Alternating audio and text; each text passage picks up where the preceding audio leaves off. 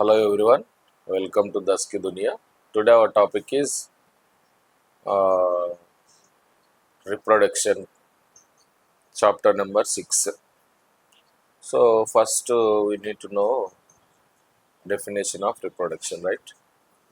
So reproduction is a necessary life process for continuation of life by producing offsprings. అంటే ఏంటి reproduction అనేది ఒక necessary life process, అంటే పక్కా అవసరం. ఇంకా ఈ ప్రాసెస్ అవసరం లేదు అనే మాట లేనే లేదు.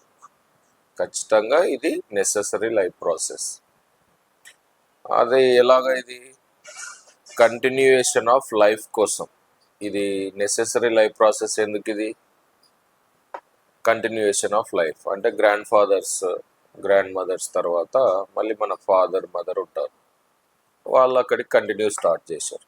మళ్ళీ వాళ్ళ మదర్ ఫాదర్ తర్వాత మనం వచ్చాం, మన తర్వాత మన నెక్స్ట్ జనరేషన్. సో ఇలా లైఫ్ని కంటిన్యూ చేయాలి అంటే ఇది నెసెసరీ ప్రాసెస్. అయితే ఎలా కంటిన్యూ చేస్తుంది?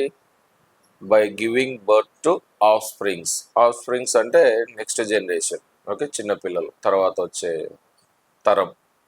సో అదనమాట, reproduction is a necessary life process for continuation of life by producing offsprings. తర్వాత చూడండి, organisms are capable of giving rise to offsprings by the process of reproduction. ఏంటిది? Organisms capable అయి ఉంటాయి, అంటే శక్తివంతులు అయి ఉంటారు. ఎట్లా?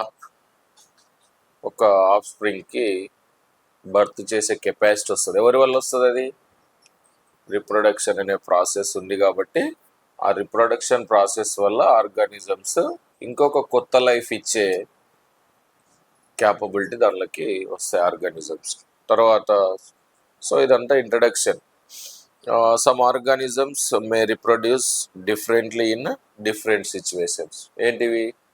ఒక్కొక్క సిచ్యువేషన్లో ఒక్కో విధంగా కొన్ని ఆర్గానిజమ్స్ రిప్రొడక్షన్ ప్రాసెస్ అనేవి చేస్తాయి. ఎగ్జాంపుల్ చూస్తే, under favourable conditions paramecium. Paramecium అంటే ఏంటి? A single celled organism simply splitting into 2 by binary fission. మంచి కండిషన్స్ ఉన్నాయనుకో. మంచి కండిషన్స్ అంటే ఏంటి? ఇప్పుడు మనకి సరైన ఫుడ్, సరైన ఎన్విరాన్మెంట్, మంచి వాటర్, హెల్దీ యాక్టివిటీ ఇలా ఉందనుకోండి, అవి మంచి కండిషన్స్ అంటాం కదా. అలాగే పారామీషియం కూడా సేమ్, మంచిగా ఫుడ్ ఉండడం, మంచిగా టెంపరేచర్ ఉండడం, మంచి వాటర్ సప్లై, ఇలాంటివన్నీ ఉన్నాయనుకోండి, అవి ఫేవరబుల్ కండిషన్స్. మంచి కండిషన్స్ ఉన్నప్పుడు ఏమవుతుందంట, ఇది పారామీషియం సింప్లీ స్ప్లిట్. అట్లా ఇలా ఉందనుకోండి, టక్కున మధ్యకి ఇరిగిపోతుంది. Fission, binary fission. బైనరీ అంటే ఒక్కసారి, ఫిజన్ అంటే ఇట్లా మధ్యకు స్ప్లిట్ అవుతుంది అనమాట, విరగడం. మధ్యకు విరిగితే అప్పుడు ఏమవుతుంది? 2 అవుతాయి. సో ఫేవరబుల్ కండిషన్స్లో ఇలా అవుతుందంట. మరి ఇంకొకటి ఏంటి? Unfavourable condition. ఏం చేస్తుంది?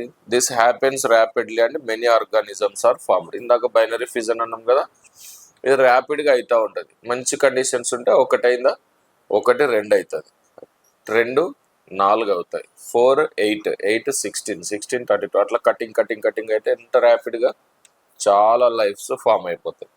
ఇక్కడ పారామీషియంలో అది కూడా ఎప్పుడు ఫేవరబుల్ కండిషన్స్. అప్పుడు during unfavourable conditions 2 paramecia come in contact and exchange nuclear materials of their bodies and produce forms that are more tolerant to adverse conditions. మళ్ళీ ఇప్పుడు ఏం చేస్తున్నాయి? అన్ఫేవరబుల్ కండిషన్స్ ఉన్నాయి. అన్ఫేవరబుల్ కండిషన్స్ ఉన్నప్పుడు 2 పారామీషియమ్స్ కాంటాక్ట్ వస్తాయి. ఈ ప్రాసెస్ని ఏమని పిలుస్తారంటే కాంజుగేషన్ అంటారు. ఆ 2 బాడీస్ కాంటాక్ట్ వచ్చేసి ఈ న్యూక్లియర్ మెటీరియల్స్ని షేర్ చేసుకుంటాయి, దేనికైతే ఎక్కువ అవసరం ఉందో. ఇప్పుడు కండిషన్ ప్రాబ్లం ఉంది కాబట్టి, అన్ఫేవరబుల్ కండిషన్ కాబట్టి 2 అటాచ్ వచ్చి కావాల్సిన న్యూక్లియర్ మెటీరియల్స్ని షేర్ చేసుకొని ఇప్పుడు ఏం చేస్తాయి, నెక్స్ట్ జనరేషన్కి ఎలాగైతే భర్తిస్తాయో అలా భర్తిస్తాయి.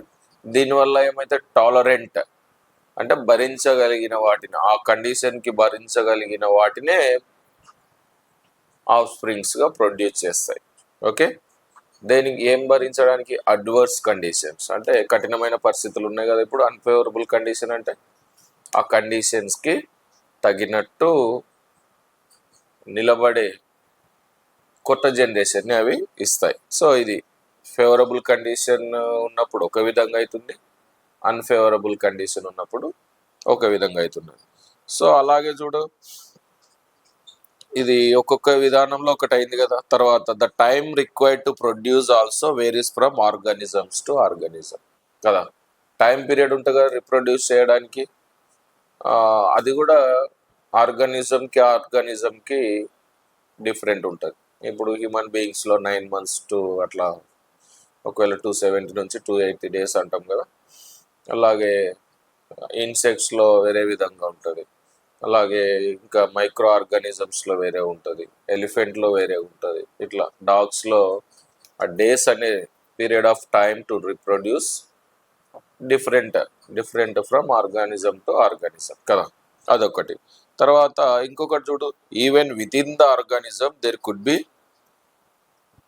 Certain environmental condition that would make the process of reproduction faster. ఇప్పుడు ఆర్గానిజంకి డిఫరెన్స్ ఉంది, కానీ అసలు సేమ్ ఆర్గానిజంలోనే మళ్ళీ ఎన్విరాన్మెంటల్ కండిషన్ బట్టి కొన్నిట్లో రిప్రొడక్షన్ ఫాస్ట్ అవుతుంది, కొన్నిట్లో స్లో అవుతుంది. ఇప్పుడు మనకి ఒకవేళ to take example as human బీయింగే తీసుకున్నాం అనుకో, మంచిగా ఎన్విరాన్మెంట్ కండిషన్స్ పెట్టి మంచిగా ఫుడ్ ఇచ్చి మంచి ఫెసిలిటీస్ ఇచ్చి ఎప్పటికప్పుడు చెకప్ చేయించి ఇట్లా చేస్తే వాళ్ళు రిప్రొడ్యూస్ అయ్యే విధానం వేరే ఉంటుంది, రిప్రొడ్యూస్ చేసే విధానం వేరే ఉంటుంది. అదే సరిగ్గా ఫుడ్ పెట్టక, సరిగ్గా పట్టించుకోక, పని చేయించి ఎక్కువ చేయించి, సో ఇలా పెట్టినప్పుడు వాళ్ళు రిప్రొడ్యూస్ చేసే కండిషన్స్, వాళ్ళు రిప్రొడ్యూస్ చేసే విధానం వేరే ఉంటుంది. అంటే ఆర్గానిజం టు ఆర్గానిజం వేరియేషన్ ఉంది రిప్రొడక్షన్ పీరియడ్ ఆఫ్ టైంలో. అలాగే మళ్ళీ సేమ్ ఆర్గానిజం అయినా కూడా ఎన్విరాన్మెంటల్ కండిషన్ని బట్టి కూడా ఈ విధంగా వేరు ఉంటాయి. ఎగ్జాంపుల్ చూసినట్లయితే మన టెక్స్ట్ బుక్లో యాక్టివిటీ 1 ఉంది. ఏంటిది? Growth of bacterial colony in milk. ఏంటది? Growth of bacterial colony in మిల్క్లో మనము లాక్టోబాసిల్లస్ అనే బ్యాక్టీరియా, ఏంటది? Bacteria is responsible for formation of curd. మనకు పెరుగు తయారవ్వాలి అంటే ఈ బ్యాక్టీరియా మిల్క్లో వర్క్ చేస్తుంది అనమాట. అందుకే మనకి మైక్రో ఆర్గానిజమ్స్ అయినా కూడా, ఇన్సెక్ట్స్ అయినా, కొన్ని useful insects, useful micro organisms, అలాగే హార్మ్ఫుల్ ఆర్గానిజమ్స్ అని ఉంటాయి కదా. సో ఇది యూస్ఫుల్ అనమాట. ఏం చేయాలి? Take a 2 spoon of curd and mix it thoroughly with around 60 teaspoonful of Luke warm milk in a bowl. ఏం చేయాలి? 1 teaspoon ఆఫ్ కర్డ్ తీసుకోవాలి, ఒక హాఫ్ గ్లాస్, 60 teaspoons అంటే ఒక హాఫ్ గ్లాస్ దాకా ల్యూక్ వామ్ మిల్క్, గోరువెచ్చని పాలు తీసుకోవాలి. తీసుకొని ఈ 1 spoon of curd, spoonful of curd అందులో మిక్స్ చేసి బాగా, సేమ్ ఇంకొక పని ఏం చేయాలి? 1 teaspoon కర్డ్ తీసుకోవాలి, same amount of milk, cold milk తీసుకోవాలి, చల్లని పాలు తీసుకోవాలి.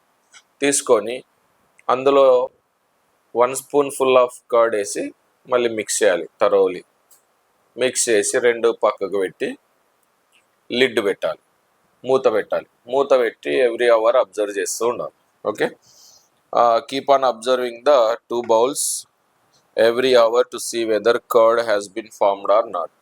ప్రతి గంట కూడా ఈ కర్డ్ ఫామ్ అయిందా లేదా, కర్డ్ అయిందా లేదా అని చూసుకోవాలి.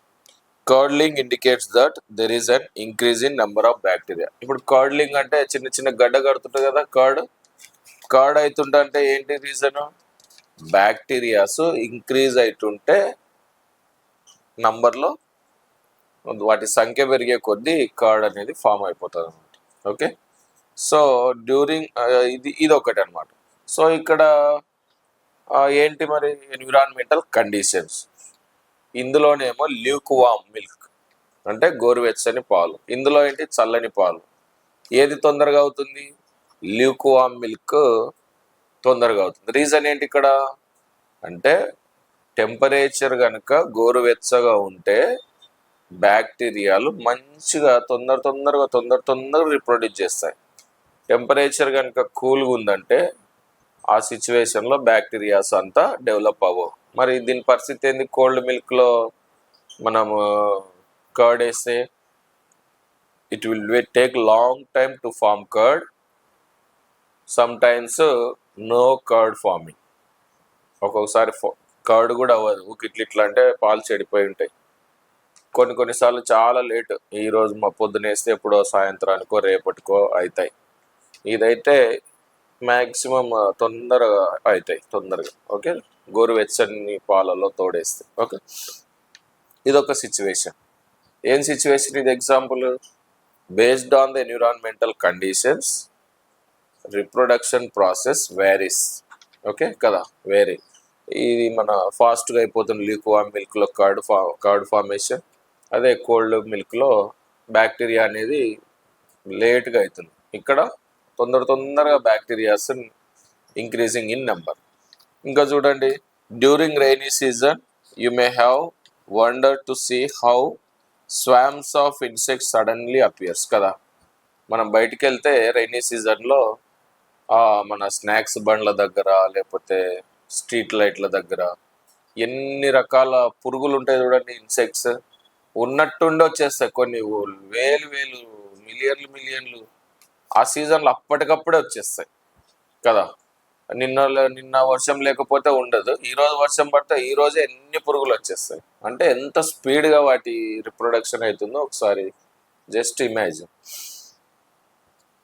ఇప్పుడు చూడండి, most insects have life cycles spanning a few days to a few months. చాలా ఇన్సెక్ట్స్ కూడా వాటి లైఫ్ సైకిల్ ఎన్ని రోజులు? ఫ్యూ డేస్, కొన్ని రోజుల నుంచి కొన్ని మంత్స్ దాకా. అంటే ఒక్కొక్క ఇన్సెక్ట్ ఒక్కొక్క విధంగా దాని లైఫ్ సైకిల్ ఉంటుంది అని అర్థం. కొన్ని తొందరగా పుట్టి తొందరగా చచ్చిపోతుంటాయి, కొన్ని నిదానంగా పుట్టి లేటుగా చనిపోతుంటాయి. అట్లా లైఫ్ సైకిల్ ఒక్కొక్కటి ఎర్లీగా చనిపోతుంటాయి, కొన్ని లాంగ్ లివ్ చేస్తూ ఉంటాయి. Okay, so we can find great variations in the periods of reproduction. చెప్పాం కదా ఇందాక, పీరియడ్స్ ఆఫ్ రిప్రొడక్షన్ ఏంటంటే అవి ఈస్ట్లో వేరే ఉంటుంది, బ్యాక్టీరియాలో, ర్యాట్లో, కౌలో, ఎలిఫెంట్ అండ్ మ్యాన్, వీటన్నిటిలో చూసుకుంటే ఒక్కొక్కటి ఒక టైమ్ ఆఫ్ పీరియడ్ ఉంటాయి. వేరియేషన్ ఉందా లేదా? Man reproducing time of period of time is different. Elephant reproduction time is period of time is different కదా. ర్యాట్ వేరే టైం ఉంటుంది. అన్నీ అన్నీ 9 months లేకపోతే అన్ని 10 months అట్లా ఉండవు కదా, వేరియేషన్ ఉంటాయి. సో ఇదంతా కూడా మనకి introduction of reproduction process. So next తర్వాత ఏంటి? అసెక్సువల్ రిప్రొడక్షన్, తర్వాత సెక్సువల్ రిప్రొడక్షన్, అవన్నీ కూడా చూసుకుందాం. సో ఇది ఇంట్రడక్షన్. రిప్రొడక్షన్ అంటే ఒక న్యూ లైఫ్కి బర్త్ ఇవ్వడం వల్ల లైఫ్ కంటిన్యూయేషన్ చేసే ఒక ప్రాసెస్. ఎక్కడ? ఈ లివింగ్ ఆర్గానిజమ్స్లో జరిగే ఇది ప్రాసెస్, నెసెసరీ ప్రాసెస్. మళ్ళీ ఇక్కడ ఒక చిన్న క్వశ్చన్ వేయచ్చు కొన్నిసార్లు, ఏమని? If there is no reproduction process what will happen if there is no reproduction process? Reproduction process లేకపోతే ఏమవుతుంది? There will be no continuation of life కదా. అందరం ఇప్పుడున్న వాళ్ళందరం నెక్స్ట్ జనరేషన్ అందివ్వకపోతే ఏమవుతుంది? ఇక్కడికి ఈ లైఫ్లతోనే మొత్తం ముగిసిపోతుంది. అంటే అసలు ఆర్గానిజమ్స్ ఎగ్జిస్టెన్స్లో ఉండవు, మొత్తం డేంజరస్లోకి వెళ్ళిపోతాయి. తర్వాత నెక్స్ట్ జనరేషన్ లేకుండా అక్కడికి క్లోజ్ అయిపోతుంది. ఏదైనా కూడా ఇప్పుడు మనకి పంటలు ఉన్నాయి, క్రాప్స్, మళ్ళీ పండించకపోతే ఏమవుతుంది? నెక్స్ట్ తినడానికి గ్రెయిన్స్ ఉండవు. ప్లాంట్స్ ఉన్నాయి, మళ్ళీ ఆ ప్లాంట్స్ షాప్లింగ్స్ ఇచ్చి అది మన ఆఫ్ స్ప్రింగ్స్ ఇచ్చి కొత్తవి జనరేట్ కాకపోతే ఏమవుతాయి? ఈ ప్లాంట్ ఉన్నన్ని రోజులు నీడ ఉంటుంది, ఫ్రూట్స్ ఉంటాయి, అది చచ్చిపోయింది అనుకో మళ్ళీ మనకి ఏముండదు. సో ఇది అనమాట రిప్రొడక్షన్ ప్రాసెస్ కనుక లేకపోతే ఏమవుతుందంటే no continuation of life, there will be end of the organisms life అని చెప్పగలుగుతాం. సో ఇది introduction of reproduction. Let's meet in another video.